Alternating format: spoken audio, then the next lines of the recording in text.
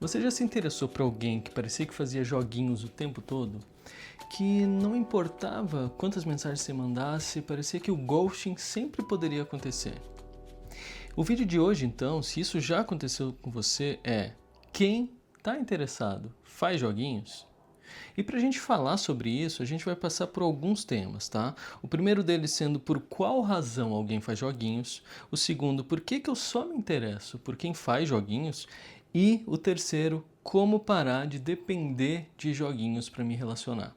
Então, por qual razão alguém faz joguinhos? Tem alguns pontos, mas um que eu sempre rebato na clínica é que a gente aprende no contexto familiar, principalmente, como a gente experiencia e expressa o amor.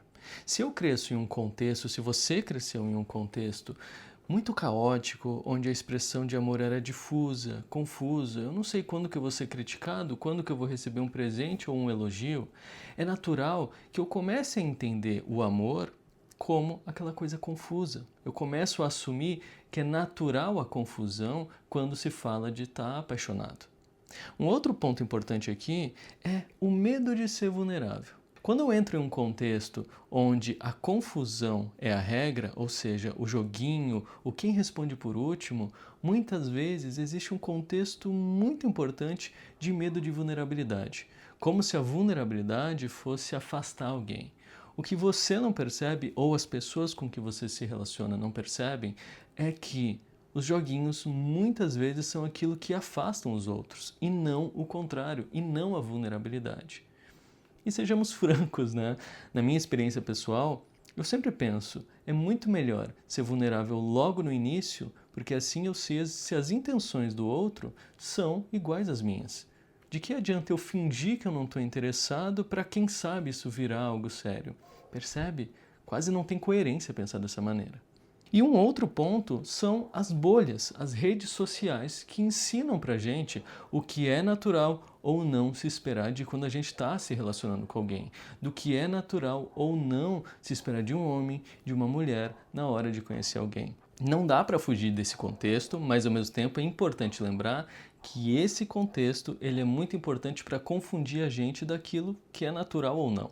Afinal, a gente está o tempo todo se espelhando com os nossos colegas, amigos e hoje ainda mais com influencers em redes sociais que vão dizer pra gente o que é correto ou não.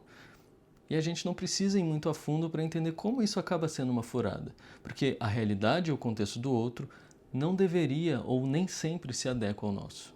Agora, um segundo ponto é, por que eu só me interesso por quem faz joguinhos na hora de entrar em um relacionamento? Uma coisa muito comum é confundir ansiedade com amor, ansiedade, confusão e até mesmo aquela sensação de tensão com amor. Eu sei que é estranho falar sobre isso, mas muita gente que eu já conheci aprendeu que a química, aquela coisa, aquela obsessão, ela só ocorria em contextos de confusão. E nada mais é os joguinhos num relacionamento do que uma confusão. Eu não sei se o outro está interessado ou não, eu não sei se eu devo demonstrar ou não, e aí de repente eu não estou apaixonado, eu estou confuso o tempo todo e acreditando que essa sensação é um indicador de que aquela relação vale a pena ser investida.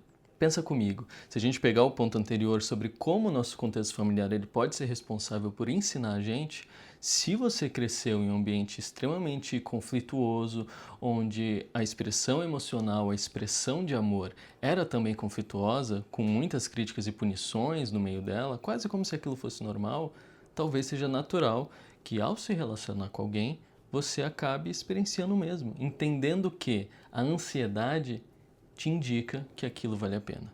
Um outro ponto é a química, como eu trouxe. O problema da química é que ela surge em contextos de paixão. E a paixão é algo que pode durar alguns meses, como até mais de um ano, segundo algumas pesquisas atuais. E qual que é o problema da paixão?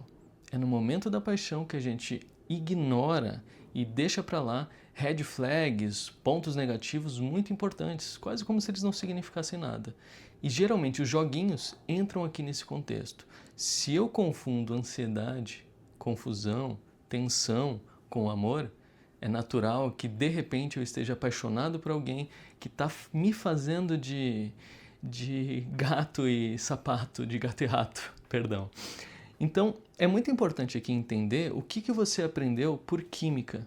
Porque muitas vezes aquela pessoa que você conhece na mesma semana tem aquela química incrível, tem aquela paixão absurda. Muitas vezes é aquela pessoa para botar um pezinho para trás e se perguntar: ok, eu estou entrando no mesmo padrão de joguinhos mais uma vez, ou de fato essa paixão significa algo importante aqui? Essa pergunta provavelmente vai te dizer muita coisa. E o terceiro ponto é como parar de depender de joguinhos para conhecer e me relacionar com os outros. Bom, isso aqui é muito mais complexo e talvez devesse ter um vídeo só para isso, mas vamos lá, aqui a gente tem algumas perguntas importantes. O primeiro, o que eu espero do amor? É importante você se perguntar disso, porque se você espera que o amor seja uma coisa tranquila, seja uma coisa de parceria, de confiança, de se sentir acolhido, alguma vez você já se sentiu isso num contexto de joguinhos? Você já sentiu isso num contexto de joguinhos? Eu imagino que não, né?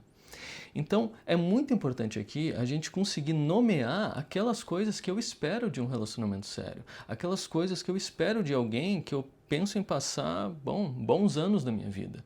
Porque, naturalmente, e na maioria das vezes, você vai perceber que o que você espera do amor não combina com o contexto de joguinhos mentais para descobrir quem que está por cima ou não no relacionamento. No fim, o que eu acredito de um relacionamento é que ele precisa ser uma coisa de parceria. E não existe parceria quando eu estou o tempo todo pensando em não perder dentro desse jogo de flirts ali. Um outro ponto é, o medo da vulnerabilidade, ela é um importante motor para fazer você ficar engajado nesses joguinhos. Enquanto você tiver medo de expor o que você sente para alguém que você está conhecendo, você sempre vai ficar preso nesse contexto de: será que eu digo tal coisa? Será que eu mando mensagem? Nossa, mas ele não me deu boa noite ontem, será que eu posso dar bom dia hoje? Então, muitas vezes o contexto do medo de parecer vulnerável é o que te mantém preso aí. Então, talvez um primeiro movimento importante seja quebrar o medo da vulnerabilidade e se expor. Se expor a justamente a chance de você ser mal entendido, a chance de você ficar por baixo nesse joguinho que você está acostumado. E um último ponto que vale a pena citar aqui é: talvez você devesse simplesmente tentar algo novo.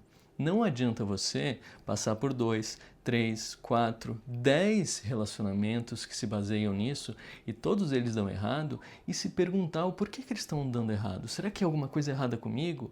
Provavelmente não, mas você está se envolvendo com pessoas, se interessando com pessoas que fazem jogos, que se mostram indisponíveis e muitas vezes você mesmo está reproduzindo esse comportamento. E bom, para muita gente, quando alguém começa a fazer joguinhos, isso só significa uma coisa: essa pessoa não quer uma relação séria. Essa pessoa tá, me fazendo de otário, talvez. Então, pensa comigo, se você quer que as suas relações comecem a funcionar, tentar algo novo é importante. Não adianta você continuar repetindo os joguinhos e esperando que isso de repente se torne uma coisa boa. Bom, se você curtiu esse vídeo, se ele fez sentido para você e gostou até mesmo dessa estrutura de um vídeo menos roteirizado, me fala nos comentários. Se tiver ideia para os próximos vídeos, me conta também. E me segue, bota o sininho, toda aquela coisa que você já sabe muito bem. E a gente se vê no próximo vídeo. Tchau!